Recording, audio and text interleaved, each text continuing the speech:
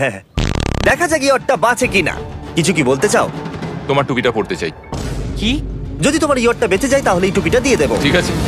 3, 2, 1, উড়িয়ে দাও।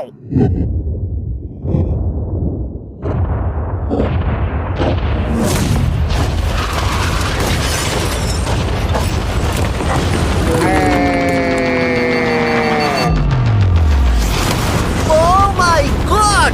আমার মনে হয় না ইয়োরটা ঠিক আছে বলে। ওটা শেষ। চলো চলো গিয়ে দেখা যাক আমার ইয়ার্ড।